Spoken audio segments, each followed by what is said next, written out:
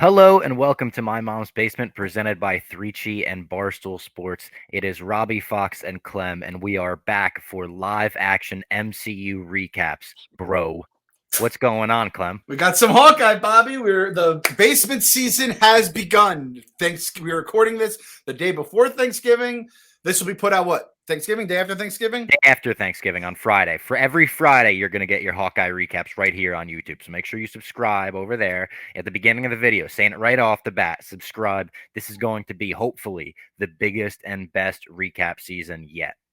And you know what? Let's kick off basement season with the right way. Subscribe on YouTube, and we're not going to beg you guys to do it. If you're not a YouTube person, I would still ask you to subscribe. If you're like, Clem, I've never even been to YouTube. I don't even know what the fuck you guys are talking about. You're living in another multiverse, basically. Go rate 5 stars on the iTunes or Spotify, whatever your things are. We need to get those reviews refreshed a little bit here, so we can keep the lights on in the basement, right?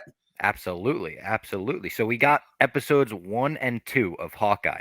We're going to break them down this week. We had Jose Youngs on earlier, so if you missed that, if you are interested in the comic book that this is based on, I would say that's an evergreen podcast that you could listen to even halfway through the season and maybe pick up on things where you're like, oh, that's what they must have based that on. And already we saw a lot of the stuff that he said come to fruition here, like the tracksuit mafia, the bros, the pizza dog. Like, there's a lot of stuff that they clearly took from the run that Jose told us about. So go check that out because we've gotten a lot of good feedback on that as well. So shout out Jose. So Jose is permanently in the Rick Dalton phase where he points at his screen, the Leo DiCaprio meme every single time, because I was doing it and I don't know 1/100th just based on like the 10 nuggets he dropped on this last episode. And I'm like, this is really, as long as like we have an idea of what each show or movie, what arc they're gonna follow, Jose is like, it's the perfect encyclopedia because we knew, like, I didn't really know what to go like expect going in, and every single time, like, I felt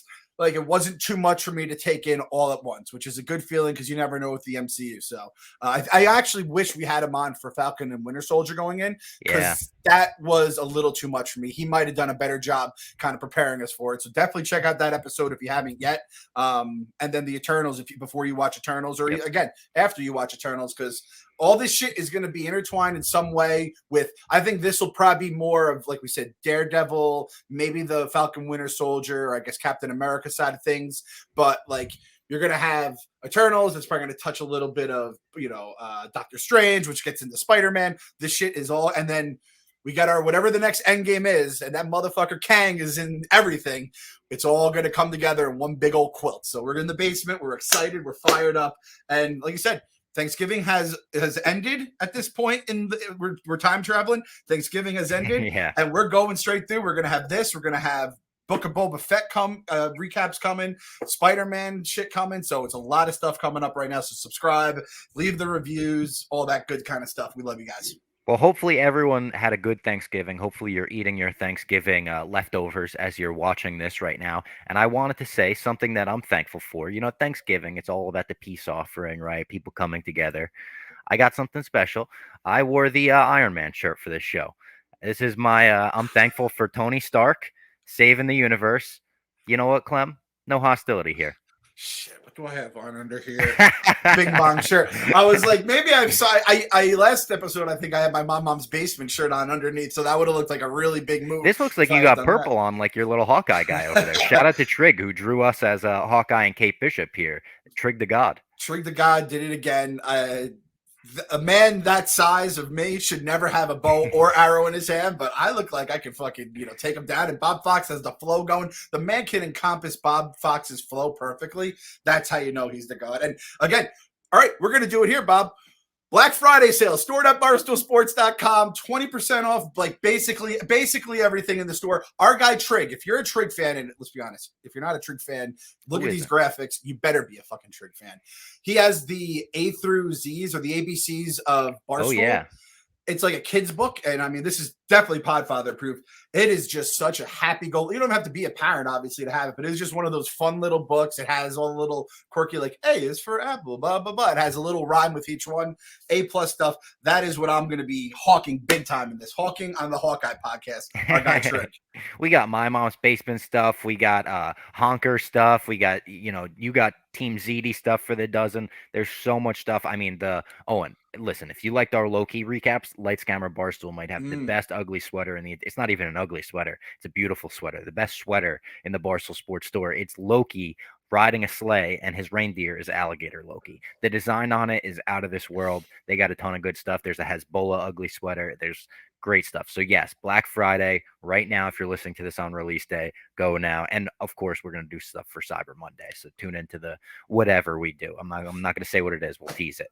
I mean, we know Portnoy's a listener. We know he's a diehard base. I think he actually asked to get the podcast first since he owns the damn company, so we can listen to it for. So, Dave, we took care of you right off the bat there. So you can't come at me and Bob on your Twitter thing on Monday, Tuesday, whenever the fuck it's coming. Did you see that today where he tweeted out that thing? Yeah. He tweeted out, for people that don't know, Dave tweeted out a thing and he said, I love when employees complain their jobs are too stressful and they work too hard and they talk shit about the entrepreneur who worked their ass off to build the company and now want to work 1/10 as hard as founder who build company on their own blood, sweat, tears with zero pay. And I was like, someone's getting in trouble right now, maybe even fired. I'm like, and I'm working my ass off. Tweet, though? Did you see his quote tweet?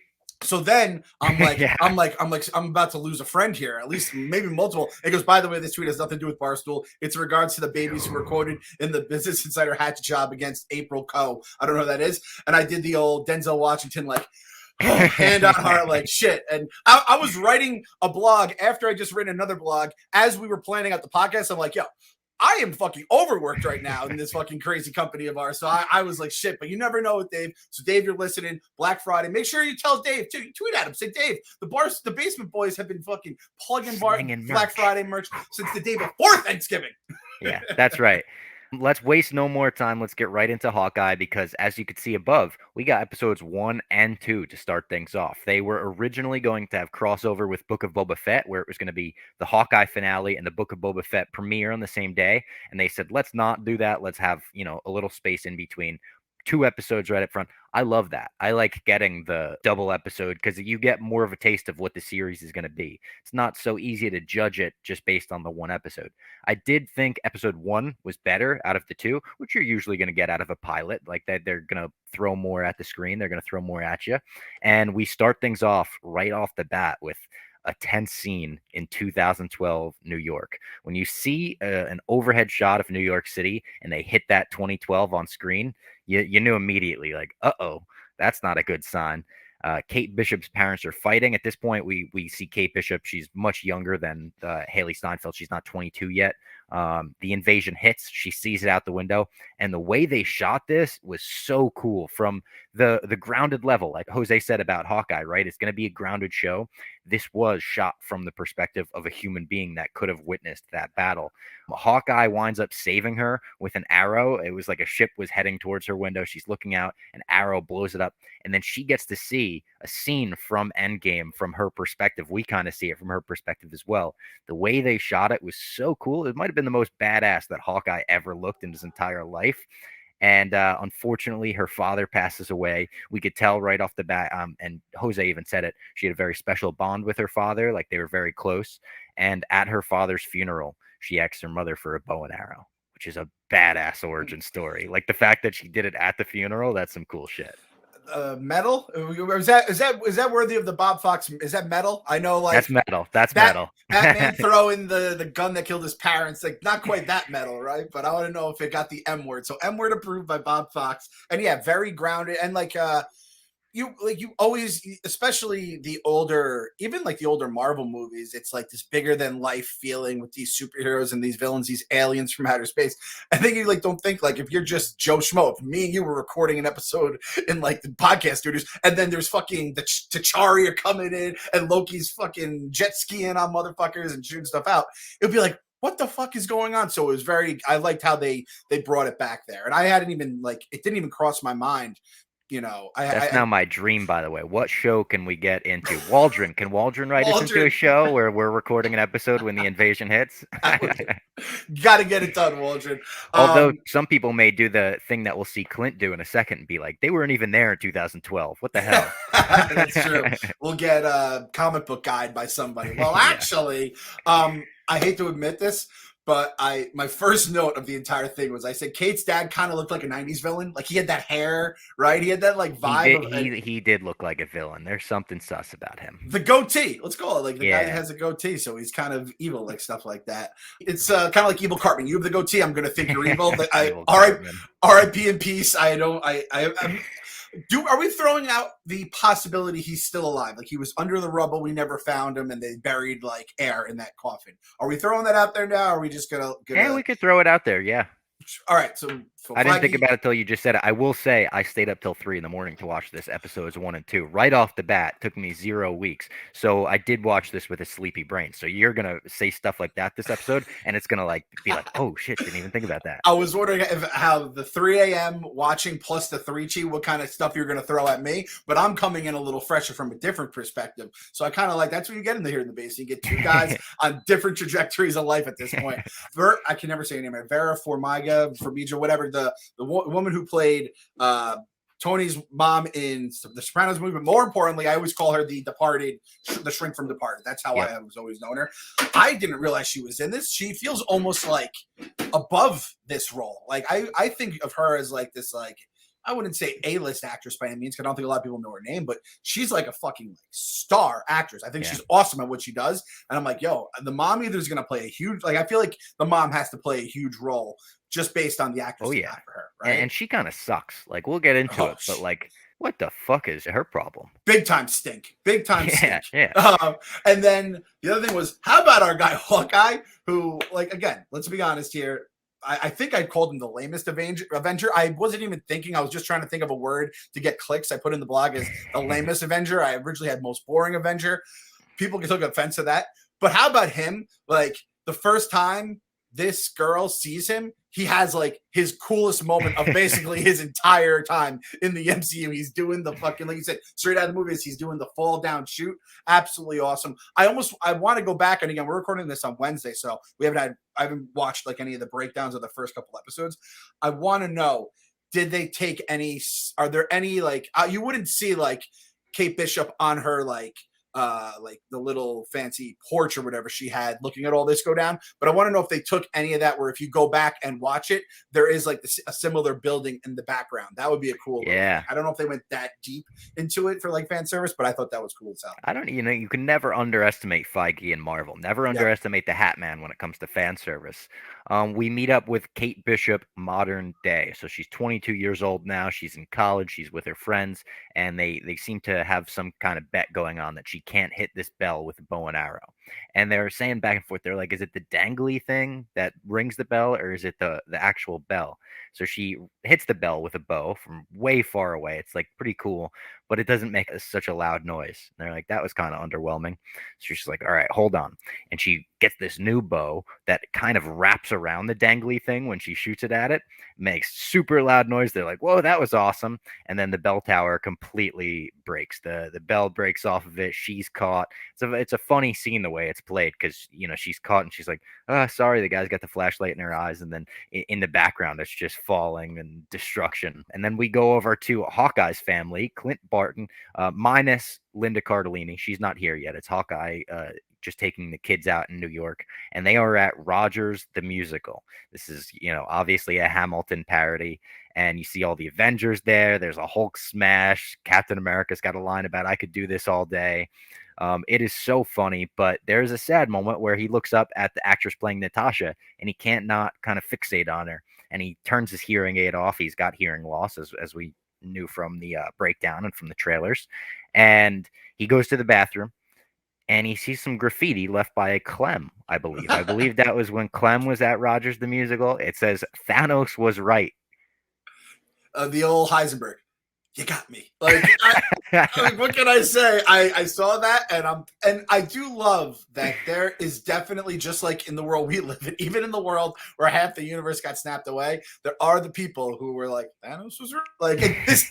And I will say, like, in the world we live in now, with all the different like conspiracy theories, it does feel like I would be looked at as like an anti-vaxxer. I probably wouldn't actually say Thanos is right out loud as people lost their like family members and closest friends to the snap.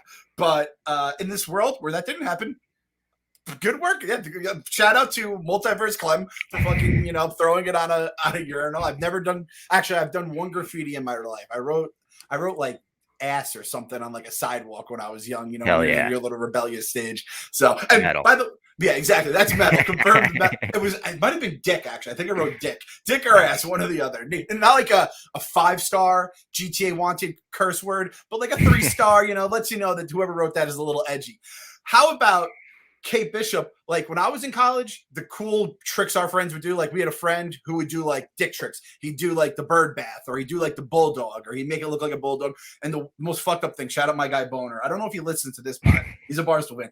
He used to fucking do the bookmark. He put his dick in the book and just slam it shut. And that was what like idiot guys would do to impress their friends in college. Kate Bishop is doing a fucking bow and arrow, shooting an arrow 100 yards and threading the needle of needles and then making a bell ring. What a fucking move that was. But the Rogers play was, I didn't think it was going to be that in depth. I loved it.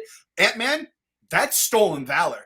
Like, listen, we love the troops. We respect the troops. I think if you're a superhero that like saves the world, that is a valor thing as well. And if he's being lumped into saving New York, stolen valor. That's fucking problem. Scott Lang, it's up to him to tell people he was not in New York on that fateful day in 2012. And if he was, he sure as shit wasn't fighting against Loki and Thanos' minions. So no, what do they call it? Creative liberties? Like, nope, sorry. Yeah, I saw American Idiot on Broadway. Guess what? They had some songs from 21st Century Breakdown on that show. Yeah. So you know what?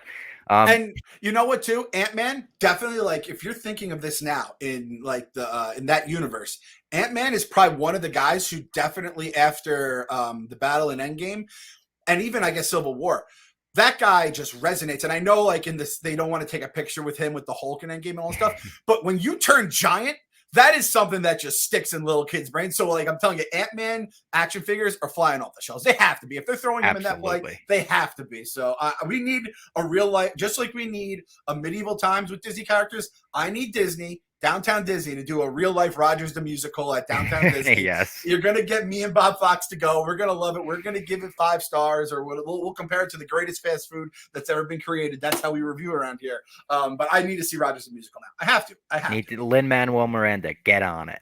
Get on. Yes. I know he's a Marvel fan. I know he's a nerd. Kate returns home for the holidays. Her mom obviously isn't happy about the bell tower. She's like, I'm going to take all your credit cards away, all this. The mom mentions that Kate got her black belt at 15. She's like, oh, yeah, I remember that early tournament. We learned right off the jump, like, all right, this is someone accomplished in martial arts. She's good with a bow. They're kind of padding up her resume for us, so we know what we're dealing with here. And Kate's confused at all the swords. She's like, what's up with all the swords in this apartment? Like, that's kind of strange. And then you meet the boyfriend, who turns out not to be the boyfriend. Turns out to be the fiance. Who we don't know that yet. I think his name was Jack. Was that it? Jack. Yep. And he seemed sus right from the jump. That was my first note, and I was writing this as it was going along, so I didn't see anything other than the first meeting, and I wrote he seems sus. Jack checks all the boxes of the sus list. He has that like kind of creepy mustache. Yep. He has the gray streak in his hair. And he's a fucking sword guy. Like, come on. Yeah. And then like, and he's the sudden like stepdad too. You add that to the list. It's almost like a Disney setup there with the gray streak, like Cruella or whatever, like the stepdad. And I wrote in my notes right here, right next to it. All stepdads in movies or fiction are either awesome or awful. There's no in between. Yeah. So Jack, like right now, he looks like he's going to be awful. I guess there's a chance he can be awesome, but by this, like, you don't like dabble in awful and then you're like, he's awesome. It's like the guy is like so wholesome and you're like, please don't leave this guy for your like old husband or, whatever. It's like they either suck or they're great. And there's no way Jack is going to be great. So sus as a motherfucker. So sus. We go back to the Hawkeye family minus mom. They're out to dinner. Hawkeye's determined to make this the best Christmas the family's ever had. He's like, this is going to be the best. We'll do what you want to do. We'll do what you want to do. We'll do what you want to do. We get to see the dinner's free for an Avenger, which we kind of talked about when we were doing Falcon and Winter Soldier breakdowns. Like, we were like, I guess they don't get paid, but do they have to pay for anything? Like, if you see an Avenger come into your restaurant, you're not going to charge them. They save the world. So we actually got to see that. Like, it's the little interactions like that that I love from the Disney shows, because we probably wouldn't have time for that in a movie. But it's the Disney show where you get to flesh all of that out. And then on Kate's end, we kind of go back and forth this whole episode. She's at a charity event, and she has an old man come up to her, Armand, come up to her, kind of be a creep right away, and he tells her, "Why don't you dress more ladylike at your mom's wedding?" She's like, "My mom's wedding? What are you talking about? First of all, dress more ladylike. You can't be saying that in 2021. And second of all, if you want better clothes, Bare Bottom is on a mission to make the most comfortable, made to last menswear around while giving back to communities where their clothing is made. Comfy season is here. Stock your closet with comfort without paying the insane markups that you see at other online big box brands. I love Bare Bottom. I love the sweatpants and the joggers and the hoodies from there. So get your boyfriend or husband or brother or dad Bare Bottom if you're a lady, and if you're a guy, get yourself some. Treat yourself, right? Treat yourself. That's one of the best Parks and Rec episodes. Everything is built for value. You're getting the softest and stretchiest clothes in the game for a great deal, and you're doing some good in the process. For a limited time, Bare Bottom is giving you an incredibly soft tech tee or natural dye tee for free when you spend $150. I love these t-shirts. These are like perfect sleep shirts, perfect shirts that you could go out in, shirts that you could wear on an airplane because they're so soft. They're super versatile. They're awesome. Their Black Friday sale has already started. It's their biggest yet. You can get up to 25% off site-wide by going to barebottomclothing.com. Go to barebottomclothing.com right now, 25% off site-wide. Armand, total creep. Total creep. My note is Armand is a dick. That's where I started. Yeah. Then we have Sus. Sus, as it turns out, not as sus as we don't have to worry about him sus-wise as I thought I was going to have to. I'm going to put it out there right now. That guy, Armand, has definitely funded a Squid Game. At least one, has at least attended one, and is funding multiple Squid Games. That guy is a creep as a motherfucker. That's a good call. And this is going to be problematic for as a parent, as a host of Podfathers, and just a human being. We have to kill Armand 7 right now. That kid is a problem too. Anyone named Armand in general, I think, is a problem. And God, I hope we don't have a listener named Armand because they're gonna. But like, you are sus. Did you watch The White Lotus? I did not. There's a guy named Armand on that, and he was a problem, an absolute problem. Well, all right. So if there's any Armand listeners, prove me wrong right now. But they're all these. It's like a waspy kind of like just sus motherfucker. I do not trust him in the least. I hate him. I actually hate him. Hawkeye, the never buying a meal. I was like, I don't know if we said this, but you should get an Avenger card, and it's like you just put it on the table. If it's not, it's like a PBA card. Yeah, exactly. And hey, maybe there's a chance that like they don't recognize you, but it's like no, it's like everyone knows what an Avenger card is. It's like PBA is the perfect way to put it, Bob. I love that. And speaking of which, the whole I'm trying to figure out which actual kid or if it's the mom that wanted mayo on their hot dog. Because the fact that the mayo on the hot dog, I think it's the youngest kid. I think he said, "How about mayonnaise?" Yeah, and it's like, does he think that's acceptable, or does he eat it, or is he just an idiot little kid? Because I'm looking at the little kid, I'm like, do you? Because like him and Armand are super villain. Yeah, him and Armand are the same fucking sus people in my mind right now. Because if you eat mayo on your hot dog, you're sus as fuck. And listen, if anyone who listens eats mayo on their hot dog, I ain't apologizing. If your name is gross. Armand, I'll rebuke your ass. You better watch out. But I like, and the other thing, I don't know how many people picked up on this. I love the way Jeremy Renner says mama. It reminds me of Endgame every single time. He's like, hey mama. He says it like 3 times in this episode, and it takes me right back to being in the theater of Endgame, which is like my happy place. So very excited about that. And I mean, you probably did Rockefeller Center with the family growing up a lot, right? And stuff like that. Yeah. They did a good job. It's very grounded. I could almost like smell. We used to always hit Carmine's up. They used to have like great meatballs. It's one of those Times Square-y restaurants that it's like an Italian place that's good. You hit all the smell like the fresh nuts, the hot nuts on the corner. Oh, Bob, the nuts for nuts. Those goddamn things were so good, so good. So anyone who's ever done it, I mean, I feel like Trent would do that back in the day from time to time, probably with his family flying in from Iowa. So that just took me way back to like family stuff. And I will say, as someone that would have watched this show before kids, I've been like, oh, that's so nice, the dad and the kids, and it's just him. As someone who has kids now, I'm like, how the fuck is he going to survive these? Like, forget the tracksuit mafia and all this kind of stuff. I don't know how you survive just his own family, flesh and blood that he loves to death. Well, yeah, later on, he just got his kids out of there. He's like, all right, you know what? This was going to be the best Christmas. I'll see you at Christmas later. I'll be home for Christmas, like kids. Relatable. Kate confronts her mom about the engagement. She's obviously not happy about it, and the mom is like, just be happy for me. Can one part of you be happy for me? And it's like, you're the mom. Why don't you tell your daughter who had her father die in a horrible, horrific accident that you're getting engaged? Horrible, horrible parenting, if in my opinion. He's on the And C then, word watch with me right now. oh wow, She's on the C word watch. Like again, I'm not gonna say it. I'm not gonna say she's even close to it, but it's like it's a watch. It's not a no, we thunderstorm are on a warning, watch. but Yeah, it's on a I'm with watch. you. I'm standing on watch with you. Me. I'll take it. I'll take the night shift. Kate steps outside and she meets this one-eyed dog who we could assume is Pizza Dog. That's what Jose was calling Pizza Dog. So Pizza Dog, love it from the second I met it. Literally, I took one look at it with its one little eye, and I was like, all right, I love it. And then she walks back in. She sees that creepy old guy Armand yelling at her mom, which is like, what the hell? And they're in there, and he's like, I have powerful friends. I know what I saw. Very, very strange. You're like, what's going on here? So we got a little bit of a mystery, a little bit of spy vibes in this show. Yep. And she then follows Armand into this secret society auction thing in a wine cellar in the basement of where this charity event is going down. Armand tells the fiance things are about to get very ugly. And we could assume referring to Kate's mom. Kate gets caught she's pretending to be a waitress. She gets caught kind of Squid Game esque. Yep. And Ronan's sword goes up for auction right as she's caught. So that's kind of a cool thing. I didn't know how we were going to get that introduction. I didn't know how the suit or the sword were going to be introduced. But when they said this is the sword of Ronan, I was like, oh shit. Again, you bring up anything from Endgame and I get chills. I'm like, oh shit, Endgame. All right, cool. And Armand wins it after bidding back and forth with the fiance of Kate's mom. And then the suit goes up for auction. And as soon as the suit goes up, Russians blow through the wall. They're looking for a watch. They said, look for the watch. That's all we care about, whatever. Jack steals the sword. The fiance, he's like, fucking, I'll take this, puts it in his blazer or whatever. And then Kate steals the Ronin suit. She puts the Ronin suit on. She starts fucking people up, showing off that martial arts background. Huge action sequence in here. The first big action sequence of Hawkeye that was really cool. She escapes. She sees the dog, like actually taking down a criminal. The dog's already helping out. And she saves it by being hit by a car. Let me tell you what, the dog running out into New York City traffic, one of the most tense, anxiety-inducing scenes in the history of the MCU. I knew that dog was going to survive, but still, just seeing that, I was like, it was like watching Frogger in real life.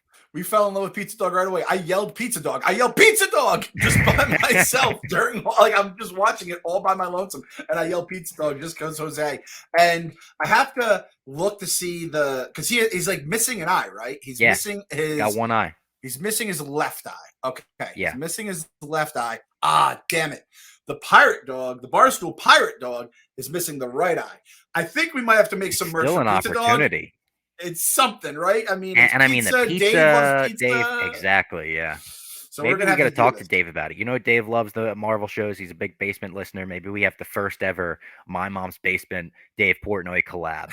Yes.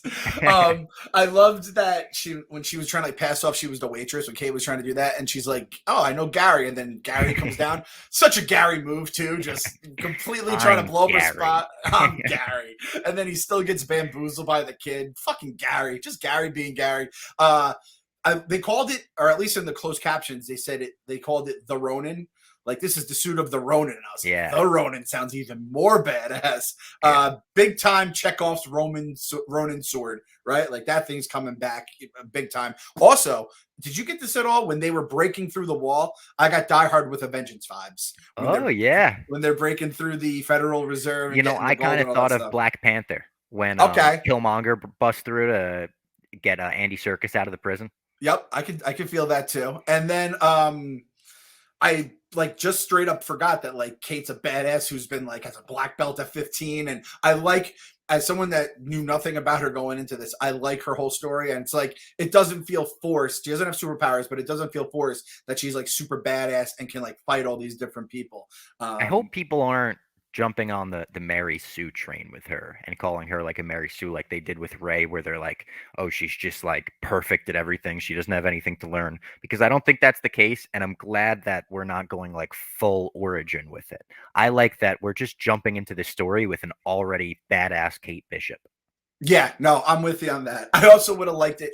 What else do you think they were selling in that auction? Like, I feel like a widow was gonna. I feel like one of those human trafficked widows was I gonna was go for waiting to sale see soon over like, there. another Marvel artifact. They sold a skull. There was like some kind of ancient skull, and I was like, is there gonna be something from one of the movies that we recognize? Because that could have been cool, but it could have been like a little bit too much fan service where you're like, all right, how did the Ronin suit and something else from the MCU wind up in this one auction house? Yeah, exactly. It's just the fucking Feige's like fucking house, and he's just Feige's selling it. hat. But I don't know if it's just because the first, like, I feel like that's a good way to go first episode as you're introducing all this stuff. Just give the fans a bunch of shit that they like from movies they've seen before, Yeah. and then you might cut back on it when you're actually telling your story. But like And it that wound got up me like all the way making in. sense too, like Yeah, the way that she put the suit on and it led to the introduction of her and Clint, like that all kind of flowed and made sense. And I assume this isn't how they met in the comic. I'm just guessing because it felt very endgame specific, like agreed. very specific to the MCU time frame.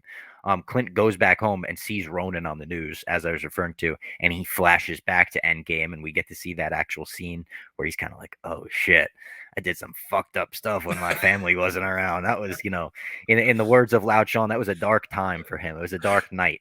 That's Um, getting like an old tweet or like a Facebook post from the past, and you're just like, oh god, except you like killed hundreds of people. Granted, they're bad people, criminals, right? Yeah, nonetheless. So it's gang yeah, members and whatever, but he just kind of took it upon himself to be like the policeman for gangs, and he flashes back to it, and he immediately is like, all right, I gotta go fucking find whoever's wearing my suit. Kate brings the pizza dog back home. She gives it pizza. I would assume that's where the pizza dog name comes from and everything. She goes to spy on Jack. She finds Armand dead. Looks like he was killed with his sword as well. She sees a butterscotch in there, a monogram butterscotch. Remember that for later. That'll come into play later. And then she runs out and she's cornered by Russians. And you could kind of see where this is going. She starts getting her ass kicked. She's kind of holding her own, but she is eventually like overwhelmed. She gets into a car, and then you see someone come and save the day. It is Hawkeye himself, Clint Barton. He unmasks Kate. He's like going to hit her basically. And then he's like, "Oh, come on. You're a kid." And she's like, "Oh my God, you're Hawkeye." Like, imagine that. Like, it would be like Mark Hamill coming and unmasking me. Like, oh my God, you're Luke Skywalker. And that is how episode one ends. I thought episode one was a delight. Just a fantastic episode. The score and the Christmas vibes in it made it so much better. Like, enhanced the show two notches for me. There was Home Alone vibes in the score. Kind of, you could see they were inspired by that John Williams yeah. classic. So I really, really enjoyed episode one. I did too. My brain, I don't know if you're in the same mode as me, but since we're watching this right before Thanksgiving and or people are gonna watch it around Thanksgiving weekend, I keep thinking it's Thanksgiving weekend for them too, but it's 5 days before Christmas, which they do keep repeating. I think to Yeah. like hammer home this is a big deal, and I'm sure this And will be that, it's like, Hawkeye's on a time crunch to get back to his family, yes, exactly. They're gonna bring that up a lot. It's gonna be like Mrs. McAllister trying to get back to Kevin. I think we're gonna have a lot of Home Alone references because I fucking love that movie. Definitely. Shout out And John kind of Williams. like the Star Wars holiday special, the plot line of that is Chewbacca trying to get home in time for Life Day. So I don't know if there's any holiday special fans at MCU, but I'm one of them. I loved, and again, the Russian mobster saying "bro," and We I, knew that was coming from Jose, and it lived up. That was very funny. It's just they call yes, everyone bro, hey bro, hey bro, and he tweeted me a panel today of them all saying that, and it looked exactly like them all standing outside Kate Bishop's apartment, which we'll get to in episode two. really, and yeah, I don't know. I'm just, I'm pretty happy with it. I was for episode one. I was happy with, like you said, the Christmas vibes and just the overall like a good show, like a very well done show. It looks nice. It has some humor in it, and I feel like I'm back in Hailee the MCU. Steinfeld, very likable right off the bat. Reminds me of almost like Simu Liu as Shang-Chi. Like right off the bat, I was like, all right, this character's very MCU, very welcome into this universe. Like, I'm very down with it. I've been a fan of hers since True Grit. She's awesome in True Grit as like a child. Like literally, Really? I think she's like 9 years old in that movie, and she got an Oscar nomination. Oh Jesus! So yeah, I don't know. I don't know anyone. I don't know anything about her, but based on what other people are saying, they're like, "Oh, like awesome! This Yeah. is going to be a hit." So, And she I'm posted stoked. like a nice Instagram to fans of the MCU. I'm so honored and thrilled to be part of your universe. Like, nice little ode to the fans. She knows what she's doing as far as that kind of fan service goes.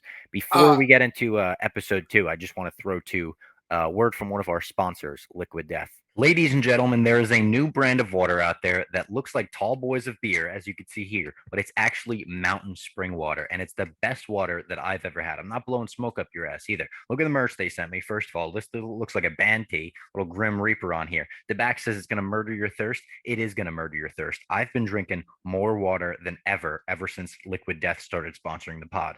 I think it's something about the can. I like drinking cans of soda, big cans of green tea, right?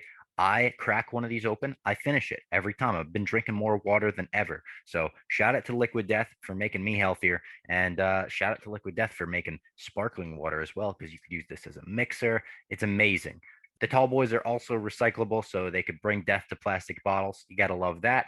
And to get yours, get with free shipping as well on water, merch like this, whatever. Go to liquiddeath.com/mom's basement. Liquiddeath.com/mom's basement. That's liquid death like that /mom's basement. Or grab some at Whole Foods or 7-Eleven. You could show up, tell the cashier you listen to the podcast. They're probably not going to give you a discount, but they might say, oh, cool. Try it out. So this is the one thing about episode 1 that I can just tell is going to be a thing. This is in my brain with those Russian mobsters and the bro and the seedy New York underbelly, which I do like that now, like, the chickens have come home to roost for all the shit Ronan pulled back in the day. I did appreciate that. But our new Mephisto for me is Kingpin. I'm like, all right, where's Kingpin coming? Where is he? And if we go through these next 5 episodes and now 4 episodes without seeing Kingpin, I'm going to be like, motherfucker. Because I actually know who Kingpin is. I like him. That guy tweeted to you that I kind of look like him. I could be in for Halloween next year. So I need my guy. I need the pin coming back. That would be good, especially if Kingpin debuts in this. Like Sienna could be Kate Bishop and you could be Kingpin. Oh my God. AJ's Hawkeye. Yeah, this works. We have a costume here. And then my wife can be the woman that's on Seaward Watch, which is a problem. And listen, no. Listen, let me just say this about Seaward Watch. It's like she's like a bitch. Let's call it what she is. Like she's yelling at the beloved dad right off the bat. And I didn't realize Kate Bishop came from money either. Like usually these characters don't come from money, but she has that. And then not telling your daughter that you're getting married. And like she had plenty of chances. It's not like she saw her and then it got sprung on her. Like you had some fucking dickhead named Armand tell you that your mom's getting married. I almost said the C word just now. Just repeating that right now. Seaward Watch, it's on. She's on watch still. We can't, because we can't listen. You've put some people on the sus list, such as Sparky. We don't want to have another issue like that where, something could happen to her in the next episode. Promise you wouldn't bring it up anymore, Bob. You promise you wouldn't bring that up anymore. Shouldn't bring it up on the Thanksgiving episode. Let's get into episode 2 of Hawkeye. Picks up right where episode 1 ended, actually like a little before episode 1 ended, because we get the little repeat of that scene where Hawkeye takes her mask off. It's Kate Bishop. She's starstruck because this is her favorite Avenger. She says that right off the bat, like, you're my favorite Avenger. This is crazy. And Hawkeye hits her with a joke that I've heard 1,000 times. She's like, oh, like I was whatever in the Battle of New York. And he's like, oh, like a year ago. Like he makes one of those jokes or she says like when I was a kid. And he's like, oh, what was that, yesterday? She's like, God damn, Hawkeye. It made me resonate with Kate Bishop a little bit. I was like, all right, I'm 23. She's 22. She gets it. She's going to have to deal with people older than her. That's like I love the old age jokes, you know what I mean? Or it's like, oh, you're happy 30th birthday, you say to like your mom after from every year after she's 30 for the rest of her life, stuff like that. So yeah, I can vibe with that a lot.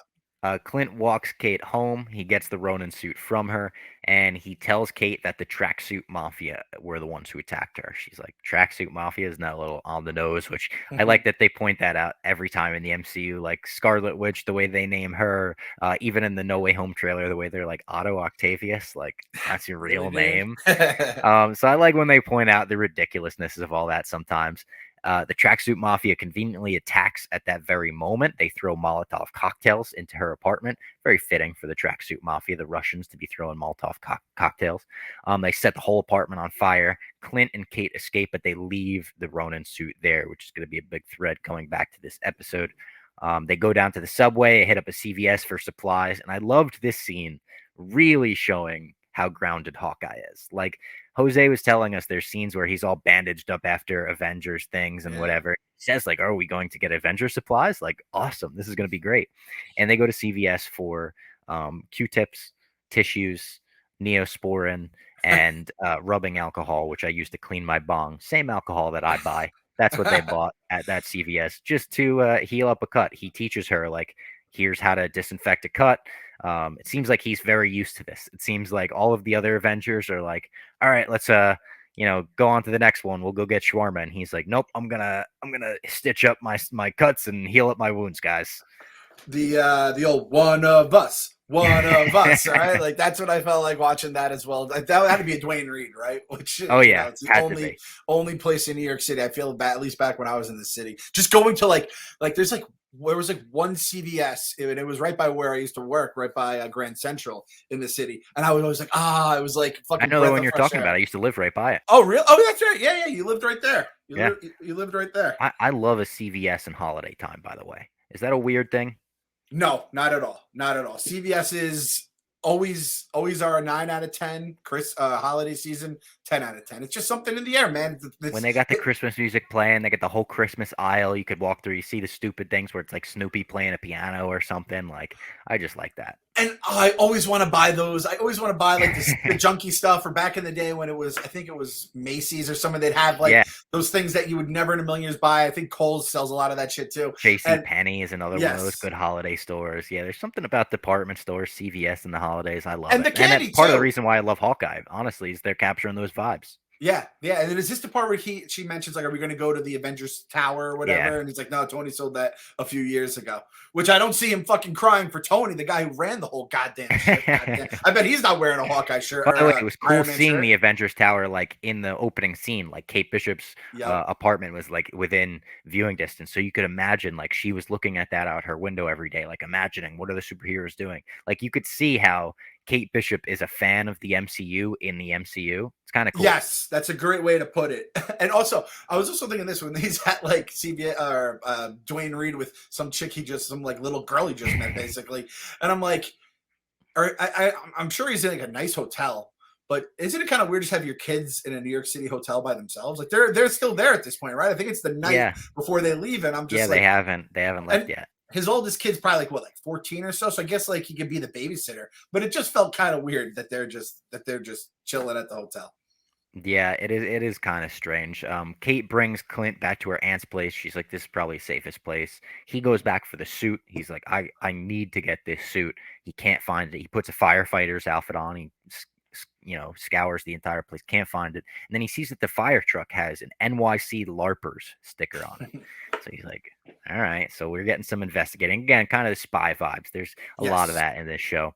And a LARPer did steal the Ronin suit and is posting about it on Instagram. This is where he sees it. It's like a guy posting a very funny video where he's like, everyone said I don't have a new suit. Look at this new suit. And it's just the Ronin suit. And it's like, oh my God, dude, you're going to get killed by the mafia. It's like me when I didn't know who I was messing with Khabib. Clint sends his kids back off to their mom at this point. He sends them all in the car and he's like, I'll be back home for Christmas, I promise you.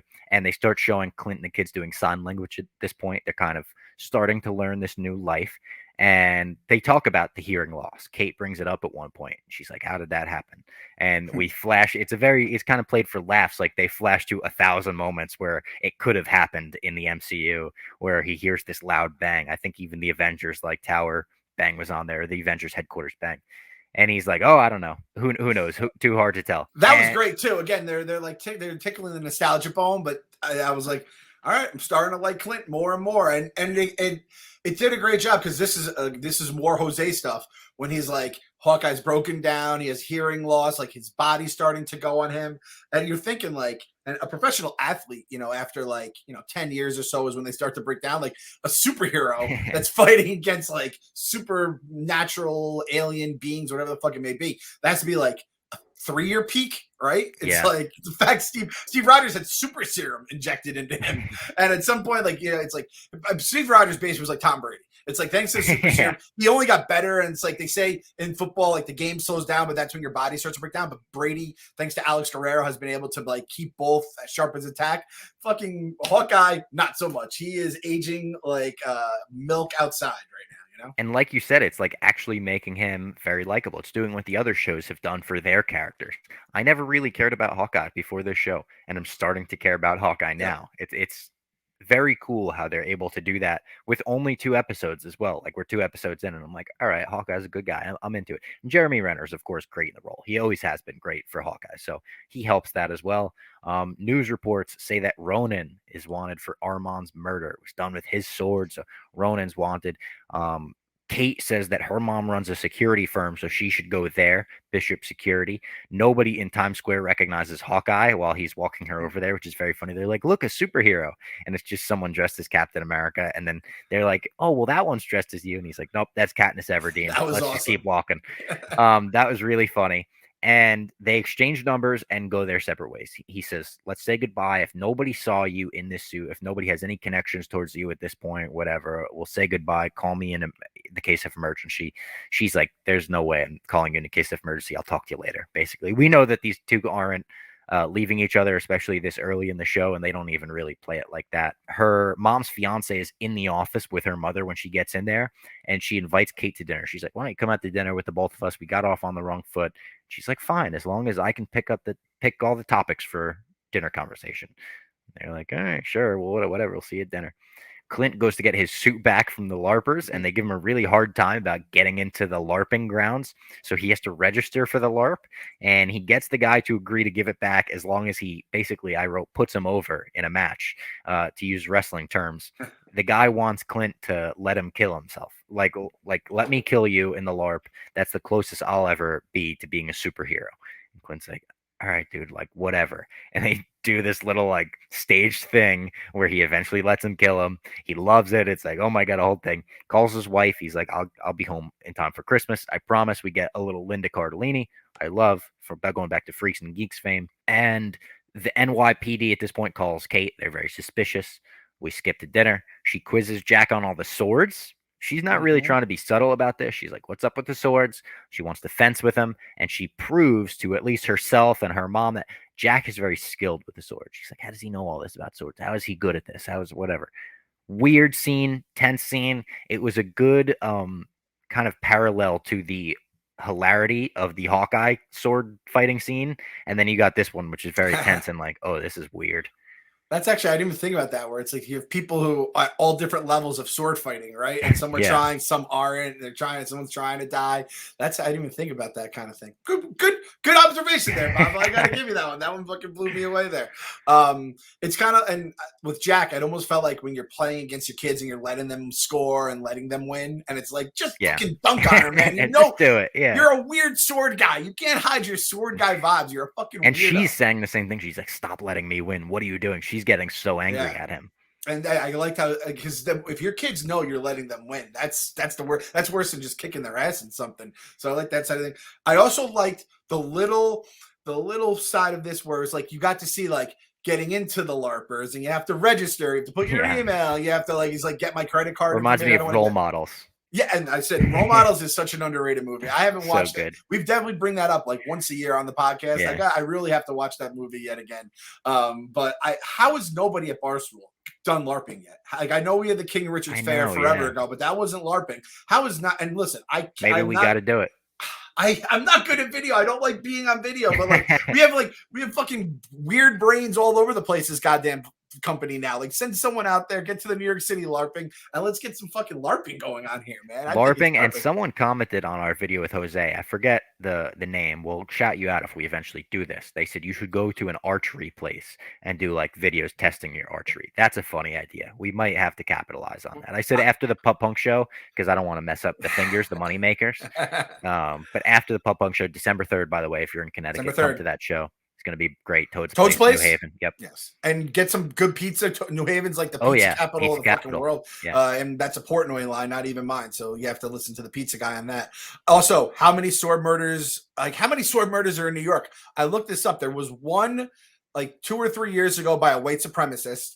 And I feel like I've blogged at least like 4 different sword attacks since I started working at Barstool. Yeah. There might have been a couple in Florida. I think there was at least one in New York, though. But yeah, sword murders, pretty fucking rare in New York, according to my research. But if you have the Citizen app, the thing that lets you know if there's any crime in your area, which I used to have in New York, it'll let you know every now and then. Guy with a sword, flailing a sword around on the corner. You're like, all right, I'll avoid that corner. Oh shit, I forgot. I got my guy Sam Lauderdale. He got me the fucking Thundercat sword. I have the sword Oh of yeah, you omens in got a my sword. garage Yeah. right now. So Oh wow, you're sus. I am sus. I just added You're a myself sword on the guy. sus list. What a guy. I'm a sword guy. Fuck. I guess I have to root for Jack now. I'm rooting for Jack the rest Yeah. of the way. All right. Sorry. I didn't listen. I didn't want to be a villain. I did not want to do this. AJ at the Medieval Times show we were at was rooting against our black and white knight. He goes, I wanted the red knight to win. And we go, why? He goes, because he's the bad guy. And I'm like, you really like bad guys? He goes, yeah, he roots for Bowser when he watches Bowser and Mario fight. And I'm My like, nephew does that as well. Loves Bowser. Something about AJ Bowser. AJ was born the month Infinity War came out.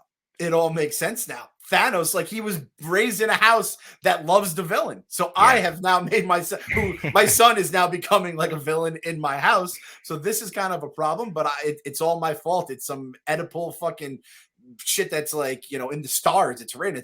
I'm living a Greek tragedy, and I'm a sword guy too. So fuck it. Let's rock and roll. Let's go fucking You know who chat. the first villain that my nephew really loved was? And my nephew's the same way. He's a villain guy. Roots for villains and everything. Roots for Bowser, Yeah. roots for Thanos, roots for Darth Vader, roots for Kylo Ren if he wants to, roots for villains, right? The first villain he really got to do was Vulture.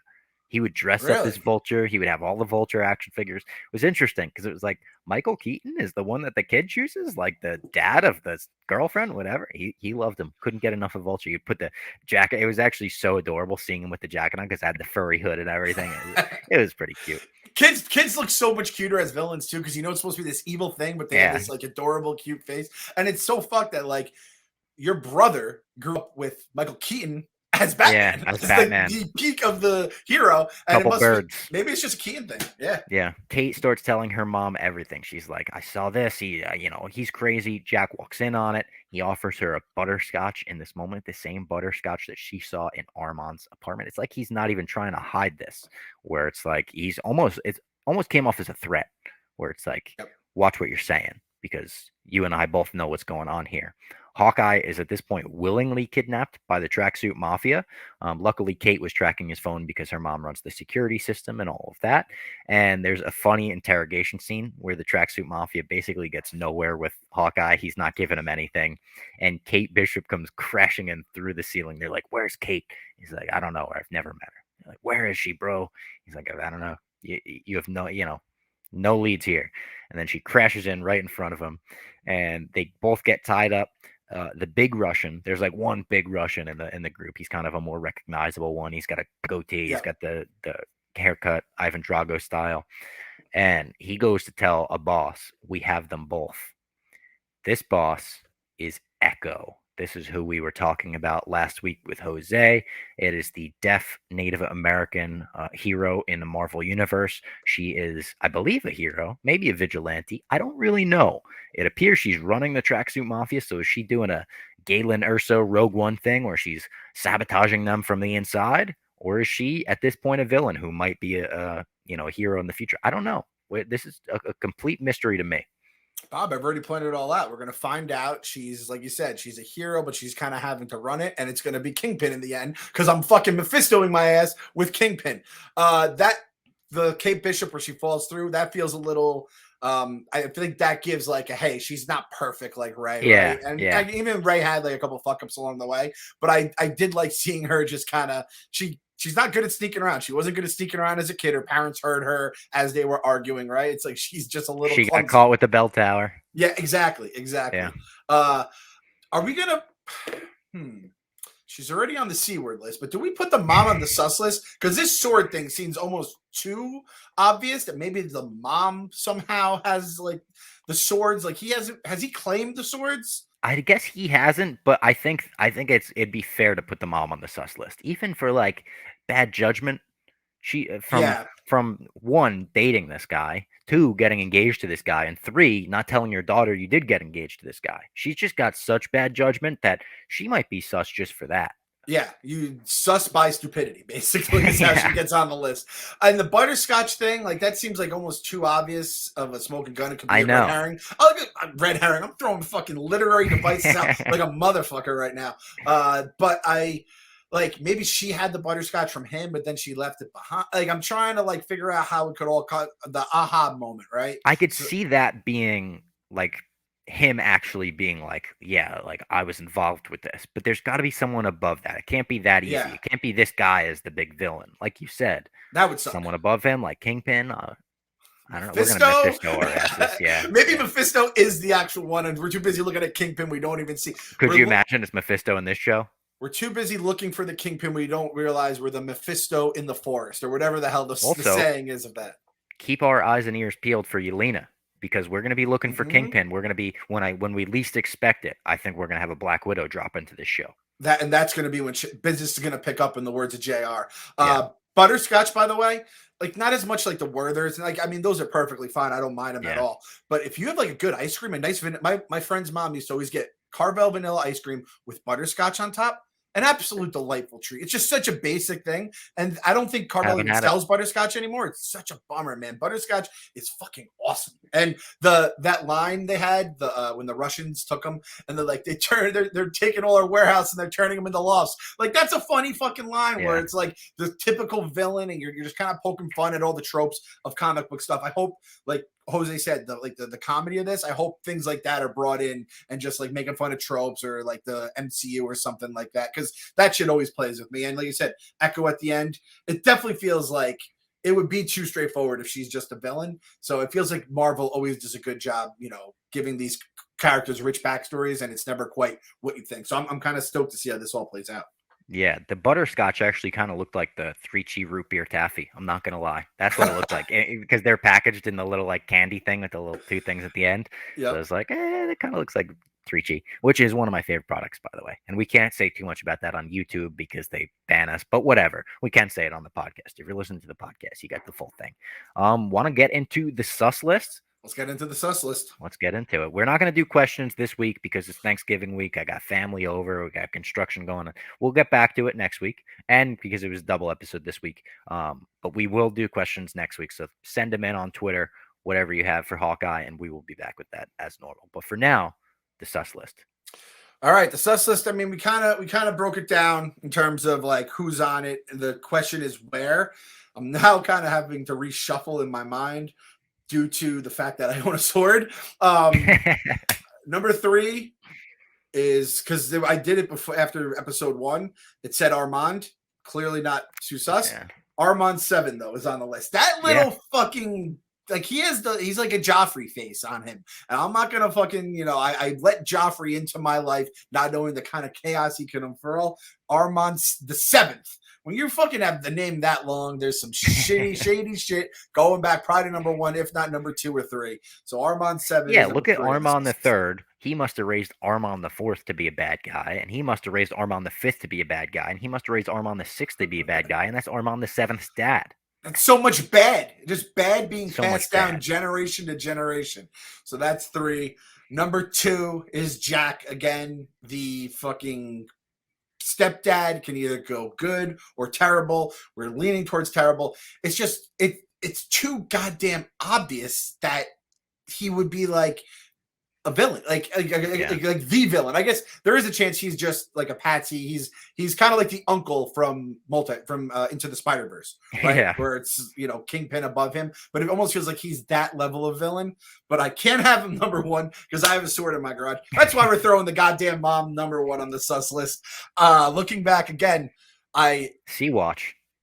She's on the C Word watch. And Kate's dad was originally going to be on number 1 on the sus list, but like you said, it would be really bad luck if the guy's just a dead father that left behind a daughter and left a widow behind, and he's number 1 on the sus list. So I have a hard time doing that. So we're throwing the mom. This is at worst case scenario. I'm throwing a potential C word number 1 on my sus list. I'm not going to lose any sleep over that. The Tracksuit Mafia is going to love this list, by the way. They're going to be like, "Hey, bro, that's good sus list. No, we're not on it, bro. Hey, that's sus list." Listen, I hate to say this, but like, I've always been a fan of the Molotov cocktail. It's like one of it's a cool ass name in Grand Theft Auto. Great that was one games. of my that was one of my go-to weapons was the Molotov cocktail. It's like its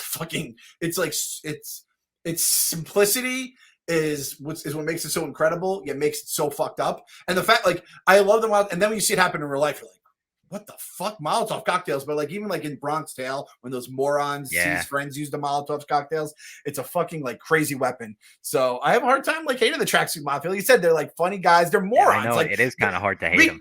Yeah, they're like, we kidnapped you. He's like, I like basically let you guys. He's like, I can see through the mask, which that was a nice little funny line. He picked like the lock in his handcuffs. So like they're not even sus. They're so like stupid that I can't. And again, Echo would be the like number one on the sus list. I don't think Echo's gonna be bad. Kingpin could be on the sus list. Mephisto should be on the sus list, but I'm gonna keep C-word there. So, potential C-word there. Potential. All right, that was Hawkeye episodes 1 and 2 recap. It was a great time. Happy Thanksgiving to everyone who celebrated yesterday. I guess everyone in America. That's a thing that I didn't realize till I was way too older. I thought Thanksgiving was a worldwide thing like an idiot. So happy Thanksgiving to all of the Americans that listen to My Mom's Basement. Go shop Black Friday at the store.barstoolsports.com now. You can get some My Mom's Basement stuff. You get some Honker stuff. You get some Team ZD stuff. You get a sweater, a variety of sweaters. Sweaters up the woo-ha. We'll Sweaters for everything you could imagine. We'll get some pizza dog stuff out there soon. I still got my classic Larry David ugly sweater up there. That's been up there for years. It's a classic that we bring back every year. Boom, new season of Curb. It's amazing. Get your Larry David sweater. People will love it. Papa Clem wears his Uncle Stevie sweater like every other day. Every other day I see him, he's wearing his Uncle Stevie sweater. He just loves it. It's just comfortable. The materials it's made from, it's just like the most comfortable sweater. So check it out, start at barstoolsports.com. 20% off most of the stuff. Shout out to our guy Trig with his book. And just nothing. I was shopping today on Wednesday before Thanksgiving, and I wasn't even getting like food for the weekend. I was getting like I got like a really good bread because I'm like I'm gonna make those leftover sandwiches. Like everyone just enjoy these leftovers the next few days. This is what it's all about. It's the first like diving into just sitting in the house, being just fucking slobs, just enjoying the holiday season. We're in the basement now. Watch back, your favorite relax. MCU movie. Put on Endgame. Just enjoy it, man. Yeah. Enjoy it. So we have a long season. We're going to be back on Friday, episode 3 recap. We are going to be doing the biggest, best recaps for Hawkeye yet. And then Book of Boba Fett rolling right into that afterwards. And breaking news, I just saw a tweet pop up from Heath Turner 92. The whole Hawkeye series is on Comixology for like $8 total. So if you want to read this, check it out. Comixology, $8 total. So I told Large I'm going to get his son the comic because they said it's perfect for like a 14-year-old that likes to read curses and see violence. Check it out. There you go. See you next week.